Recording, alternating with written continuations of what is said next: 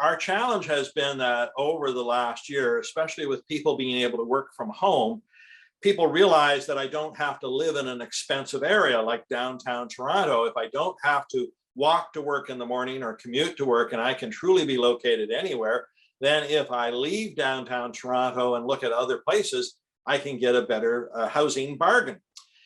So we've seen demand spread out of Toronto into other markets. And that, of course, that increased demand has seen prices go up in houses, say in the greater Hamilton, Burlington, Niagara area, 10 to even 20% in 1 year.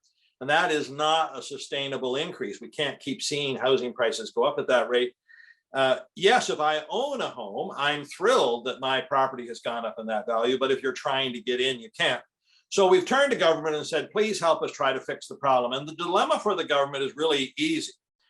On one hand, I'd love to see prices come down so it becomes affordable to buy.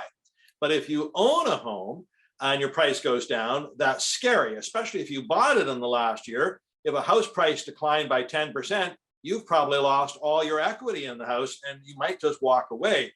We saw this in 2007-8 in places like Arizona, California, Nevada, and Florida. A lot of people walked away from their homes, handed them back to the banks. Banks couldn't recover the mortgages that they had on them, and that ultimately led to a recession.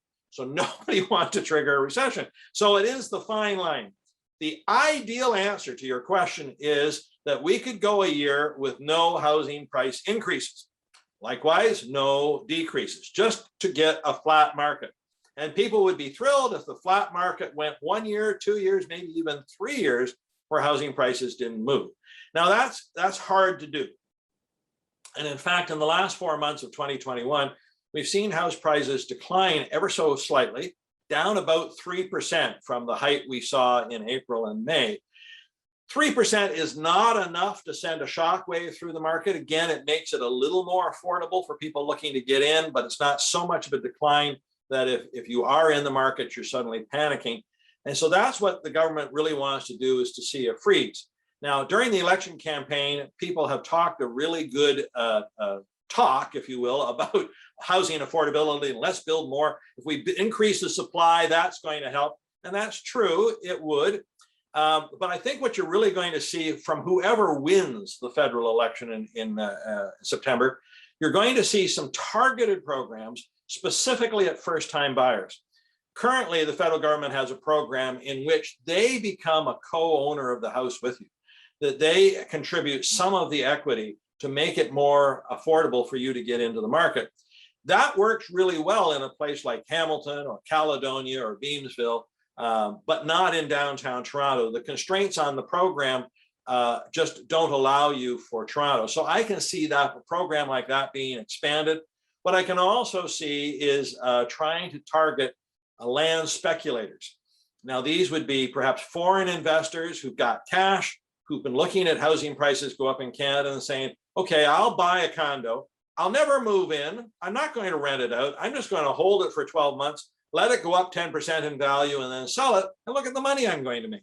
So I won't be shocked to see, if you will, sort of a new capital gains tax for that kind of an investor. Or flip it around, maybe there is a premium you put on that kind of investor to buy.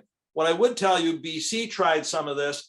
It hasn't worked quite as well as they hoped. And the reason is a foreign buyer can easily create a Canadian company under the law and then have the Canadian company doing the buying. No longer is it a foreigner doing the buying, it's the Canadian company. So, this is why I'm saying they've got a lot of good intentions.